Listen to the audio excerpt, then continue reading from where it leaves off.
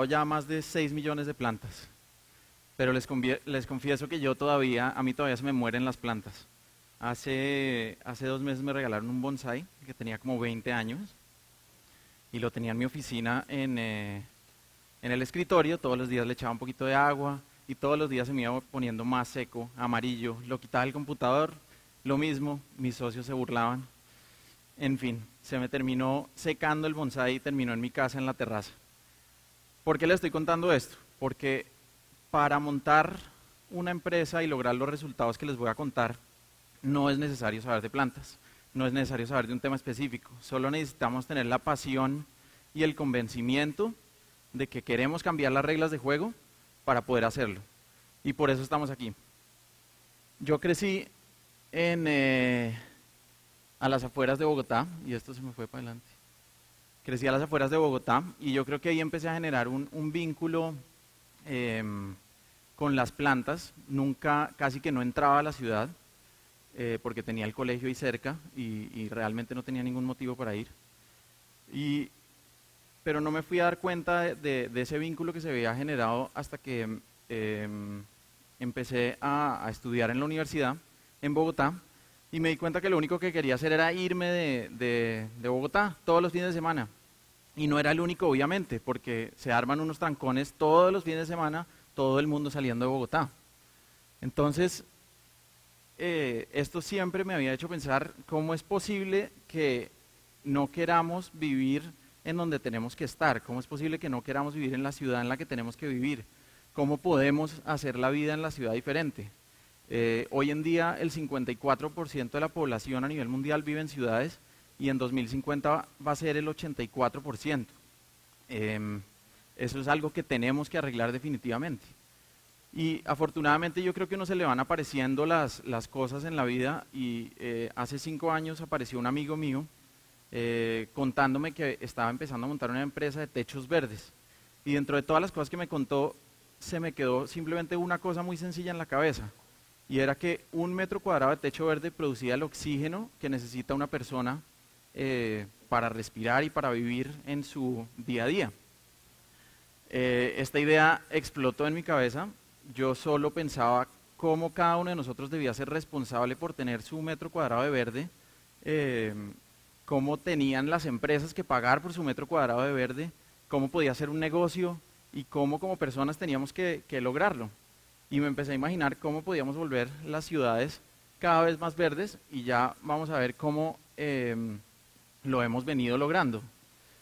Entendiendo un poquitico más sobre los techos verdes y sobre lo que hacía 1 metro cuadrado, profundicé muchísimo más y nos dimos cuenta que aparte de producir el oxígeno, que es lo de menos, retiene 50 litros de las aguas lluvias que caen en el año. Retiene el 10% del material particulado de un carro, el 20% de la huella de carbono y en nuestro caso, por la forma como nosotros los construimos, usamos 14 kilos de basura orgánica para hacer un techo verde. Entonces, esto nos puede generar unos beneficios ambientales increíbles. Aparte de esto, hay un tema que se llama biofilia y es nuestra relación como personas con las plantas y con la naturaleza en general. Y esto se ha demostrado, esto es menos medible, pero se ha demostrado que genera menos estrés en las personas, que hay un mayor nivel de recuperación. Hay un caso en un hospital en donde lo han medido que las personas que están en cuidados intensivos y tienen contacto con la naturaleza pueden salir un día antes en promedio de recuperación y en general mejora la calidad de vida. Pero lo que nos cierra el círculo, que es muy interesante además, es que genera un beneficio económico. Las constructoras que lo están implementando están ganando de esto y los usuarios, como el centro comercial Mall Plaza acá en Cartagena, están usando menos aire acondicionado y están ahorrando plata. Esto nos da el famoso triple beneficio y esto es uno de los temas esenciales que hemos logrado. Pero a mí lo que más me gusta de los techos verdes es que es un tema netamente de sentido común. Nosotros tenemos un paisaje normal como lo pintaría un niño y tenemos unos ciclos y unos ecosistemas y un ciclo del agua y decidimos clavarle una ciudad en la mitad. ¿Por qué no por lo menos si arrancamos un pedazo de la base lo ponemos encima para que puedan eventualmente los pájaros pasar por encima y tener en dónde parar, el agua tenga en dónde aterrizar y no tener que conducirla por tubos hacia los ríos y hacia afuera de la ciudad. Y en general, aunque no se generan obviamente los mismos ecosistemas, generar unos ecosistemas en la ciudad que mejoran la calidad de vida de todos. Antes lo teníamos claro y en Cartagena está clarísimo. Si las casas están diseñadas con su espacio porque tenían muy claro cuál era el beneficio que nos podían dar las plantas. Y el sueño es Colombia Verde. Nuestro sueño siempre ha sido literalmente forrar las ciudades de Colombia de verde, y en cierta medida lo hemos logrado. Tuvimos mucha suerte en el principio porque esto era una industria nueva y unos constructores locos nos contrataron teniendo muy poca experiencia para hacer el techo verde más grande de Colombia en la 26, que fue este. Un año después, con una firma española que se llama Paisajismo Urbano, montamos uno de los muros verdes actualmente el más grande de Colombia y uno de los más bonitos que hay según los mismos españoles en el mundo. Y esto inspiró a constructores a empezar a soñarse proyectos como estos. Ayer salía un artículo que decía que Colombia era el país de los renders. Solo hacemos renders y no hacemos nada. Pues esto sí es una realidad. Esto ya está pasando y de hecho el hueco que se ve ahí a la derecha ya está el edificio y ya estamos construyendo el techo verde. Estamos cumpliendo con el sueño de cambiar los espacios en la ciudad. Esto es el edificio inteligente de EPM, que supuestamente inteligente era concreto y metal. Ya se dieron cuenta que se habían equivocado y están haciendo esto. Universidad de los Andes, un callejón cualquiera, lo convertimos en esto. Y lo que más se ve y lo que más resalta en las fotos es la gente. La gente empieza a utilizar los espacios de la ciudad de una manera completamente diferente. Estos son algunos ejemplos de cosas que se han hecho para mostrarles que esto es una realidad. Esto es la Universidad de los Andes. Un edificio cualquiera que se aburrió de sus goteras y lo cambió por esto. Otro home center, la planta de Postobón, un hotel, un poco de Conecta. Este es el techo que les mostré al principio de la Torre Argos. Más de Conecta. Unicentro Armenia. Conecta otra vez. Colmédica, Compensar, Juan Valdés, el CESA, el segundo muro verde más alto del mundo, esto es en Medellín, tiene 92 metros de altura. Al principio parecía como una locura y finalmente se hizo posible. Y actualmente este es el muro verde, el segundo más grande del mundo, va a tener 3.200 metros cuadrados, así va a quedar. La próxima semana estamos empezando a sembrar.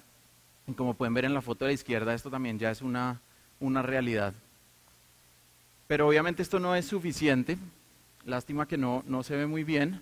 La Organización Mundial de la Salud dice que para tener una ciudad sana debemos tener mínimo 10 metros cuadrados de verde por habitante.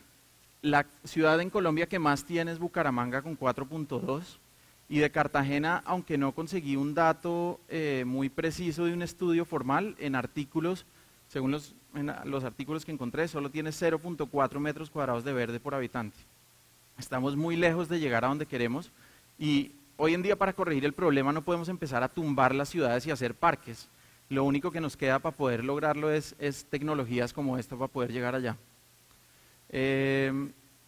Si miramos resultados puntuales de lo que hemos logrado, ya hemos construido más de 100.000 metros cuadrados de zonas verdes y estamos compensando o entregando el mínimo necesario para más de 10.000 personas. Hemos procesado más de 572 toneladas de basura, estamos capturando más de 2.8 millones de litros de agua evitando estas inundaciones que vemos en todas las ciudades de Colombia y estamos compensando la producción de material particulado de más de 5.900 carros.